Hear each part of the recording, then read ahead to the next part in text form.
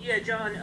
Obviously, with Josh out yesterday, it makes a huge difference. The three-game winning streak, you guys really ran the ball well, almost 200 per clip in a game. Haven't done that lately. How important is it to get that, not only him back, but just that kind of presence back through the run game with the clock and to kind of control things that way? Well, we got to run the ball a lot better. I don't. It doesn't matter who's in there running the ball. We got to do a better job as a coaching staff formulating game plans and targeting the plays better. And overall, we got to do a better job, no doubt about it. John, this is Hondo Carpenter. I'm curious, after watching the film, is there anything you saw that you couldn't see from field level with maybe some guys that had better performances than you thought? I don't want to single out a lot of people. It was a team effort to get a win on the road. Plenty of areas that we still need to make improvements at, but obviously Darren Waller was magnificent. I thought our receivers ran hard. We threw the ball a lot, and defensively we had some really good individual efforts by Cleve Farrell. I wish I could single out some more people, but I'm not going to do that right now. John, what did you see from the run defense, and what do you guys need to do to fix that going forward? We got to do a lot to fix it. We got to get off blocks better. We got to be better at the point of attack. We got to tackle better. We got to do a lot better job coaching, and that's understatement. Coach, I know you'll appreciate this. As a former coach and a broadcaster, back as a coach again, ESPN came up with a scenario 251 since 2006, where there have been end-of-game scenarios like that one that happened yesterday, and not one single time have they rushed 8 guys like they did. Are you just totally surprised and shocked at that? And maybe one of the most unusual calls that you've seen in a long, long time? I don't believe any of those statistics. I think it's all hogwash. Who has the ability to look at 251,000 games? Nobody can do that. It's not the first time we've seen an all-out blitz at the end of a game. I used to work for that channel, so I do know some of these stats are a little bit fantasy-driven. But it's a credit to Derek Carr. It's a credit to our offensive line. It's a credit to Ruggs for making a play against any coverage. They played a different coverage the previous snap. We had a good look to Aguilar. And had that play scored, ESPN probably would have had more statistical data for you. But who cares about probability? We're moving on to Indianapolis and just being a little sarcastic and having a little fun here. It was a great way to win a game.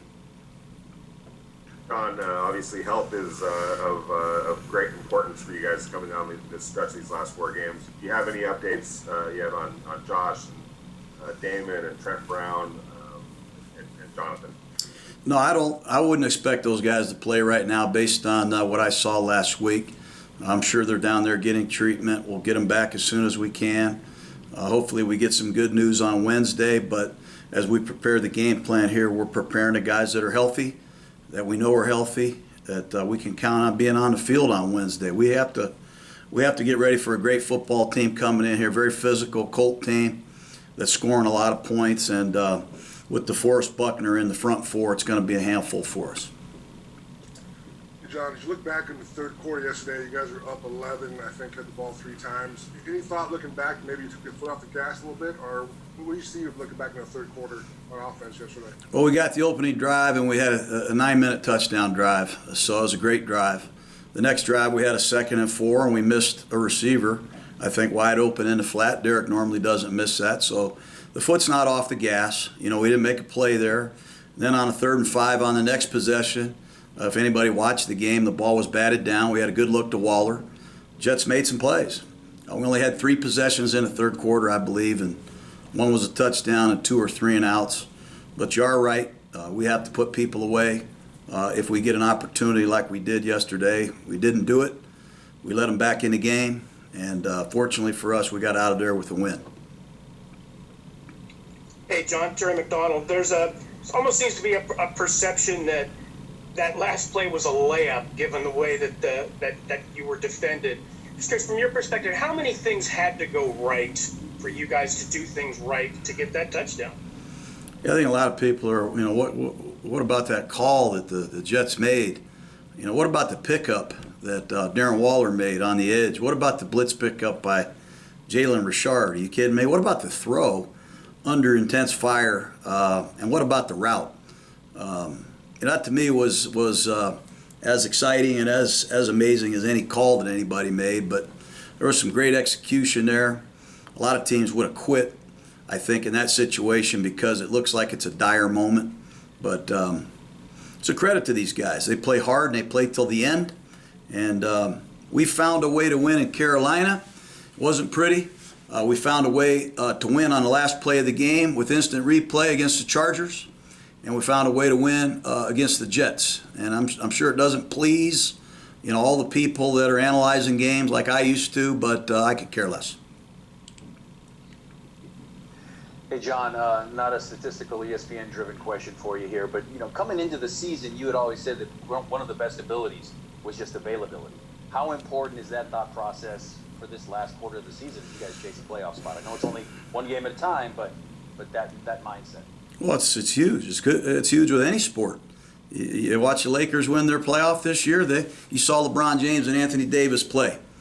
You take any team that's in the World Series or any team that's winning in postseason play. I don't remember the 49ers winning without Montana and their arsenal. The Chiefs won it last year. They were seeing their best players play their best football in the biggest moments. And we've been missing a lot of players the last 2 Decembers. And right now we're missing a lot of players, and it's a concern. But we're going to get ready for the next game, no matter who's available. And I'm really proud of our players and coaches.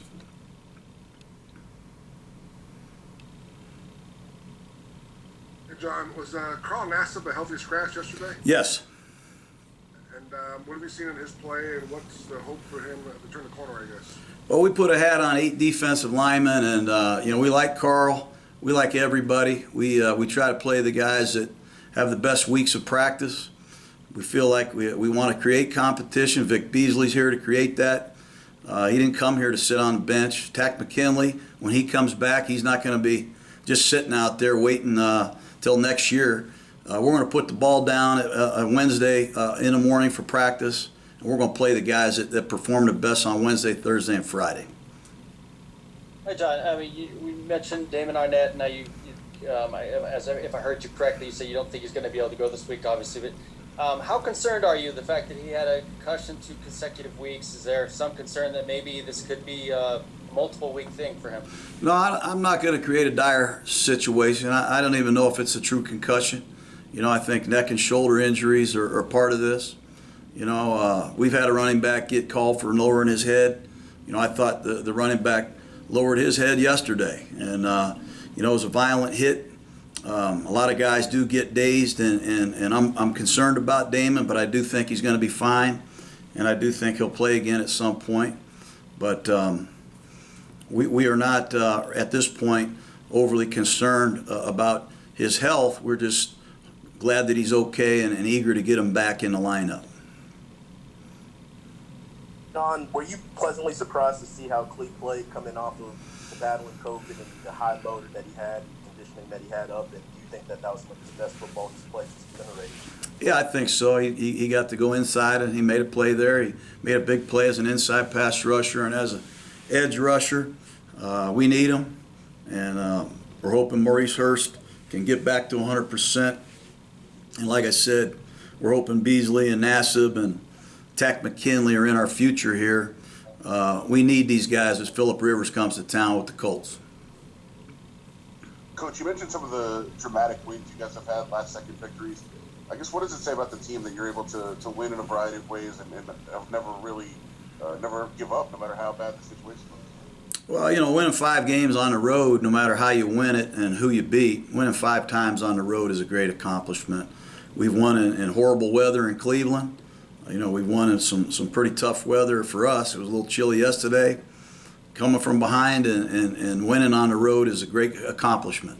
And I thought about driving the bus around the stadium yesterday, but I didn't want to get anybody alarmed. Let's do 2 more, Willie, then Vic. John, when you consider the past 2 weeks in terms of the travel, and I know you say prepare game by game, not looking past this week, but in terms of the scheduling and that you will be preparing for a short week, do you have to strategically, with the injuries you've had, sort of think about at least the Thursday game as well when we make preparations for this week to sort of just strategically move along heading into this Sunday? Yeah, we got to balance a lot of things. You know, when you have to fly to Atlanta, back to Las Vegas, into New York, and back to Las Vegas, it can be exhausting. We have to adapt to the schedule. Everybody has to do that this year. It's been hard, you know, sitting in your room by yourself with a mask on, eating out of a bag. You know, it's not a lot of fun. But we try to let everybody know that everybody's going through tough circumstances right now. We're lucky to be playing. And we're excited to show the world that we'll go out and compete our best no matter what the circumstances. And I don't know if that answers your question, but we don't care if we play Saturday, Thursday. The NFL's changed our schedule a couple times already. And if they do again, who cares? We're gonna be ready to roll with whoever's available. Hey, John, I was curious about the last kickoff to end the game. What exactly was the plan on that one? Well, what worked out, obviously, you got to take responsibility for. But that was not the plan. The plan was, we called a mortar kick. We're trying to kick the ball. If you look at the play, we're trying to kick the ball down the right side in the vacancy between the Jet defenders and bounce the ball down there toward the goal line. That's what we're trying to do. But they did a great job, these Jets. They deployed their people, so we had the avenue to kick the ball. But right before we kicked the ball, they shifted their alignment, and Carlson picked off one of those Jets. So that's what happened. It was a great maneuver by them, squeezing the kick at the last second. And it wasn't an onside kick. It wasn't a squib kick like it looked to be, but I take responsibility for it. Great. Thank you, Coach. Thank you, everyone. Thanks, guys. Have a great day.